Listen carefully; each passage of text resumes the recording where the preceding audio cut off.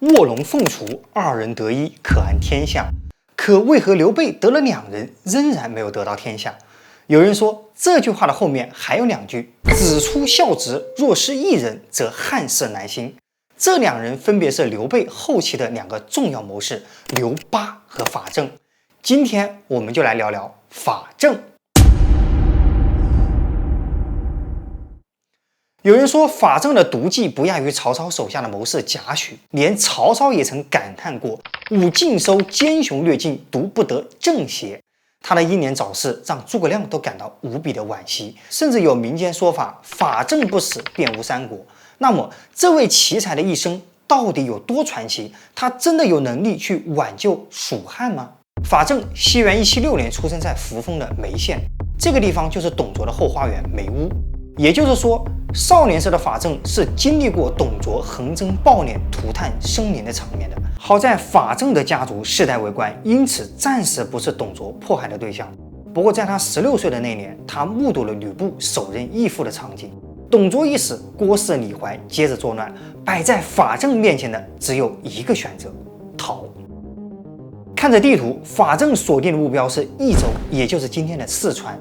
在2000多年前，这里道路险阻，是流放犯人的绝佳去处。当年项羽就是为了防范刘邦，才打发他去做汉王的。后世李白也曾在诗中说：“蜀道之难，难于上青天。”这样一个与世隔绝的地方，反而成了躲避中原战火的世外桃源。老百姓在这里能够安稳地过日子，所以也被诸葛亮誉为天府之国。可当法正千辛万苦抵达成都以后，现实却给了他一记响亮的耳光，因为这里根本就没有他的用武之地。一个没有人脉、没有背景、没有钱财的外来人员，注定是不会被重用的。于是法正在一个偏远的小县做县令，一蹲就是10多年。对于普通人来说，这辈子有个官当也算是光宗耀祖了。但对于法正来说，这确实憋屈到了极点。再加上益州的统治者刘璋本身就是一个安于现状的躺平诸侯，有这样的老板让他去开疆扩土、建功立业，自然是痴人说梦。而且刘璋也没有能力去和曹操、孙权一样逐鹿中原，所以怀着满腔抱负的法正在蜀地浑浑噩噩地过了10年。最终被现实打败的他，也过起了酒肉的日子。而跟他有同样遭遇的还有一个人，叫张松。不同的是，张松家世不错，唯独却输在脸上。咱们现在招募公务员都是有标准的，首当其冲就是五官端正。而张松据说身高不足5尺，形象上更是其貌不扬。汉朝虽说不是一个看脸的时代，但他这颜值的硬伤，属实拉低了他的事业线。所以当他的哥哥张术步步高升的时候，他只能在原地踏步，还时常被人嫌弃。于是这2个怀才不遇的年轻人在无奈的现实中组成了一个失意者联盟。一般人在职场上干得不痛快，都是卷铺盖走人，毕竟此处不留爷，自有留爷处。但张松和法正这2个人琢磨的是，公司不行，那我们就换老板。西元208年，曹操在赤壁大败，刘备夺得了荆州4郡，张松便把筹码压在了刘备的身上。他向自己的老板刘璋推荐刘备，让刘备来益州一起对抗汉中的张鲁。刘璋一听，高兴坏了，刘备名声好，而且是自家人，肯定靠谱。张松立刻推荐了法正作为刘备和刘璋之间的联络人。可法正起初并不感冒，在经历了董卓、吕布、郭汜的战乱以后，此时的法正已然没了斗志，整日饮酒度日。不过在张松极力的劝说下，法正还是半推半就的带着刘璋的礼物去了荆州，见到了那个命中注定的男人刘备。刘备是什么人？那可是东汉时期顶级的社交牛人，跟他聊天1小时就能称兄道弟，2小时就能掏心掏肺，3小时相见恨晚，4个小时俺也一样。2人从天下大事聊到了家长里短，话题是越聊越多。法正觉得自己阴郁了20多年的人生，终于被这个比自己大15岁的男人照进了一束光。他终于明白了张松的用意，于是冒着背负卖主求荣的骂名，轻声地问刘备：“以将军您这样的雄才大略，难道甘心屈尊于刘璋之下吗？刘备没有说话，但两人彼此之间却达成了无声的默契。法正和张松会合以后，成了刘备安插在蜀地的地下党。张松人脉广，法正有外交官身份作为掩护，两人配合的天衣无缝。很快，益州的行军路线、粮草储备、城防弱点，甚至刘璋的作息时间表，都源源不断地送到了刘备的案头。刘璋在刘备的面前几乎是单向透明的。此时，刘备阵中还有一个人对益州垂涎三尺，这个人便是军师庞统。有了这些精准的情报，刘备的军队在益州就像开了导航一样，所到之处望风而降。但终究纸是包不住火的，张松暴露了。他和刘备的密信被他的亲哥张术发现。张术或许是为了自保，也或许是为了钱财，总之他出卖了他的弟弟张松。刘璋虽然懦弱，但任何老板都不可能容忍叛徒。最终张松被满门抄斩。刘备得知张松的死讯以后，悲痛万分。说实话，张松的死确实可惜，论功劳，他甚至一点都不比法正小。他的才华也本应该在蜀汉大放异彩。所以刘备是真心为他难过的，甚至把这份愧疚转化成了对法正的加倍信任。这也导致了法正后期在政治上成了一个谁都敢惹的愣头青。法正因为当时在刘备大营，幸运地躲过了刘璋的侵袭，这恐怕也是刘璋这辈子最后悔的决定了。因为活下来的法正，他的爆发力堪比张良。法正在刘备这里也正是从合同工转正的。我们之前有讲过，贾诩被人称作毒士，但法正的毒和贾诩相比，也是有过之而无不及。这期间耍诈、断粮、围城、反间计，各种阴招层出不穷，而且效率极其高。益州8个郡，法正一下子就拿下了4个。当然，刘璋的手下也不是全都是草包，有一个叫郑度的人就给刘璋出了一个主意：坚壁清野，把百姓和粮食全部转移，烧光一切能被刘备利用的资源，高筑墙、深挖沟，就等着刘备来。只攻不守，用拖延战术想把刘备的粮草耗尽。刘备得知这个计策以后，一时间也六神无主，便去请教法正。法正听了以后，眼皮都没抬，直接回去睡觉了。这个时候，刘备已然做好了退兵的准备。法正此时才说道：“在益州，能打的将军手里没兵，有才的大臣不在朝堂。”啥意思？也就是说，刘璋压根就不会采纳郑度的计策。但刘备还是不信，毕竟这个计策对刘璋而言是百利而无一害的，而且当年周亚夫平定七国之乱用的也是这一招。法正只是笑了笑，没有多说。没过多久，探子回报，刘璋不仅没有采纳郑度的计策，还把他给赶走了。刘备如释重负。就这样，在法正的内外策议下，刘备大军兵临城下。蜀郡太守许靖眼看大势已去，准备半夜从城墙上用绳子把自己吊下去投降，结果因为动静太大被抓了回来。但刘璋也懒得处理他，因为他自己也做了投降的准备。当所有人做好了和刘备决一死战的时候，刘璋却这么说：“吾父子在所20年，吾恩德以家百姓，攻战3年，血肉捐于朝野，皆我罪也。我心何安？不如投降以安百姓。”所以后人评价刘璋虽然暗弱无能，但我觉得他虽然不适合做一代枭雄，但确实是一个好的地方官。刘备得到益州以后，准备着手内政和人事。当初那个试图从城墙逃脱的许靖来到了刘备的面前，但刘备对于这种贪生怕死的人是看不起的，想随便安排一个闲职打发他。此时的法正又站了出来，他说：“我们刚拿下益州，要是冷落降士，恐怕令天下贤士心寒。许靖这个人在益州影响力极大，虽然帮不了我们，却能坏我们的事。”此时的刘备才恍然大悟，明白了作为一方之主，格局要打开，于是开始厚待许靖。所以法正除了谋略过人以外，他他也让刘备得到了成长。法正有一个载入史册的特点，睚眦必报，这不是缺点，而是他的性格。无论是滴水之恩还是心头芥蒂，他都记得清清楚楚。他对那些曾经看不起自己的同僚展开了疯狂的报复。法正的行为与其说是老谋深算，不如说更像是一种缺乏政治敏感度的真性情。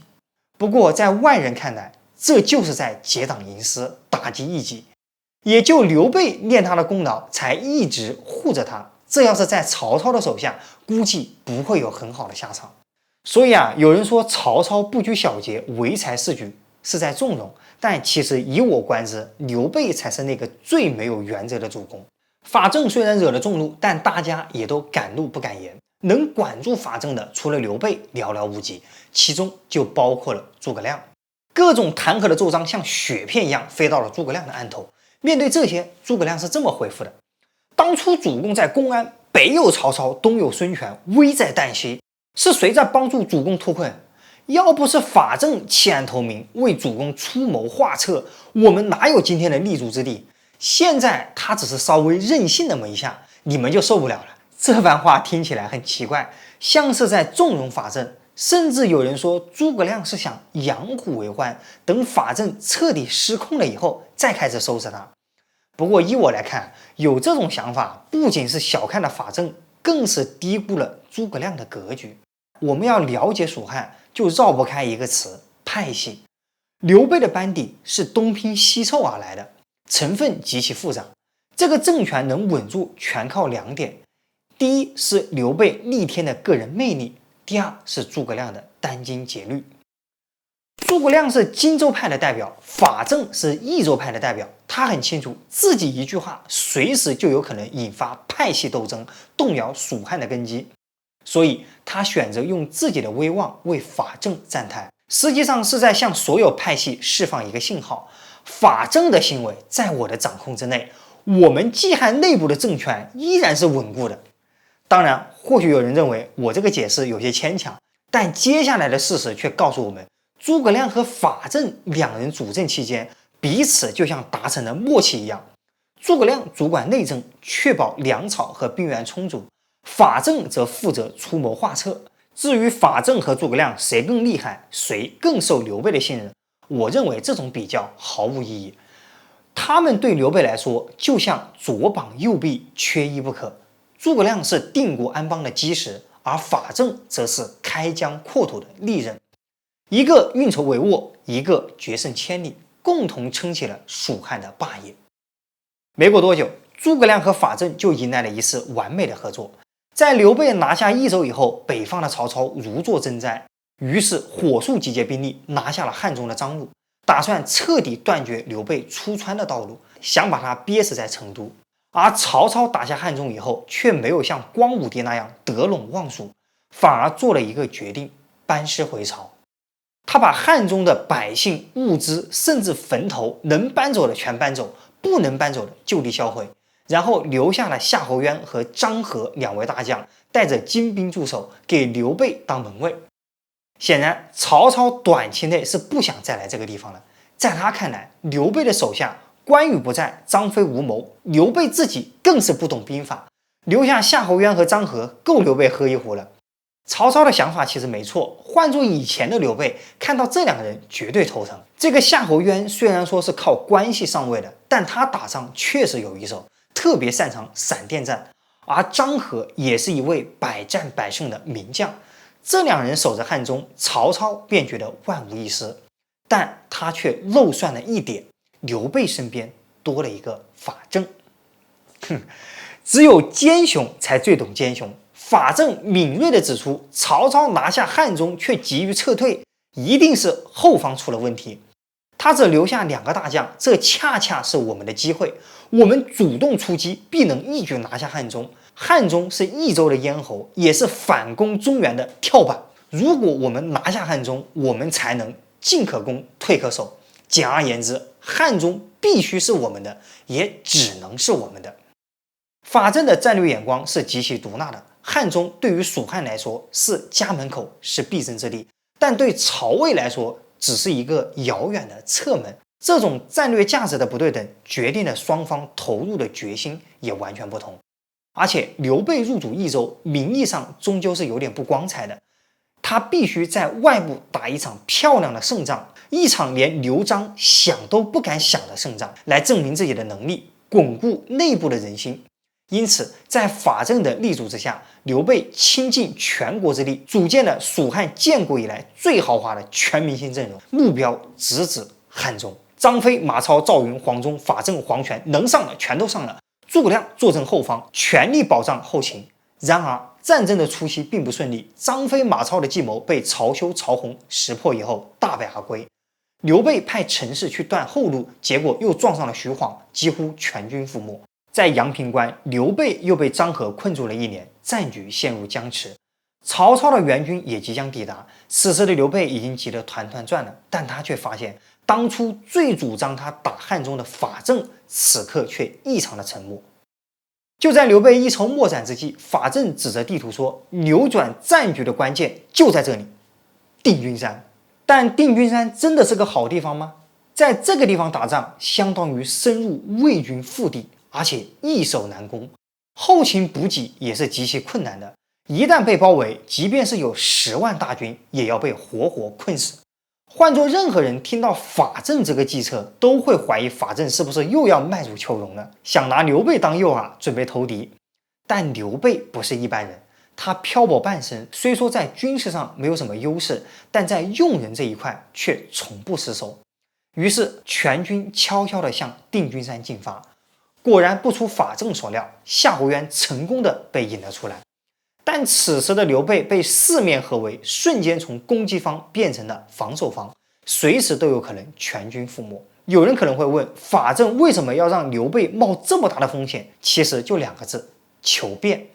之前刘备一直处于被动，就是因为战局被张合牢牢控制，而上了定军山，虽然危险，但是却能把主动权抢回来。刘备可以居高临下俯瞰整个战场，威胁魏军的后勤，这就逼得魏军不得不分兵来攻打定军山。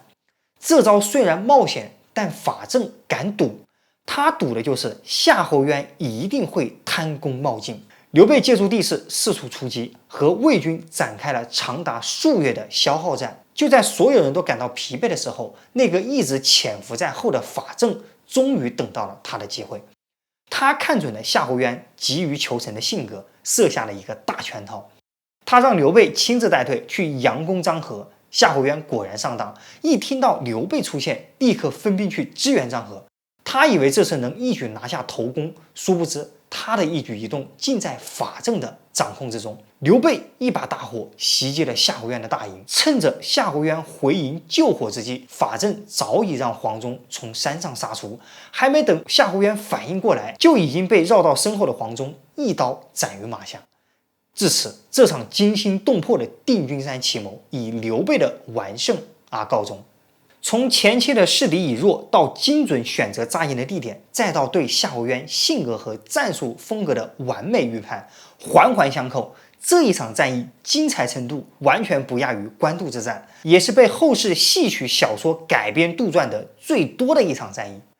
据说曹操收到战报以后，开始反思整个战局，除了痛失夏侯渊感到惋惜以外，更多的是疑惑。因为曹操太了解刘备了，以刘备的水平，怎么可能指挥得了这么复杂的战局？直到他听到法正的名字，才恍然大悟。然而，正如新三国诸葛亮的台词一样，天不助我，助尔曹。法正这位奠定蜀汉王业根基的战略家，在1年以后便染病去世，年仅45岁。法正的死对刘备来说，绝对不仅仅是损失一位谋士那么简单。在我来看，这绝对是对他霸业的致命一击。通过定军山之战，我们能看到法正是刘备在军事上最信赖、最依赖的谋士。如果说诸葛亮善于治国，而法正则是善于战术奇谋，他们都是刘备麾下不可或缺的人才。但法正的早逝让刘备失去了一个能在关键时刻提供顶级战略的奇才，也失去了一个敢于劝谏他的人。诸葛亮也深知这一点，所以在夷陵之战前夕也曾感叹道：“法孝子若在，则能自主上，令不东行。”定军山的辉煌成了法正生命中最后的绝唱。法正之死不仅让刘备痛失臂膀，从此以后蜀汉在后期军事博弈中再也没有出奇制胜的战士了。好了，关于法正我们就聊到这里，评论区留下你的看法。如果说对本期内容感兴趣，欢迎点赞关注。我是 Carlo，我们下期再见。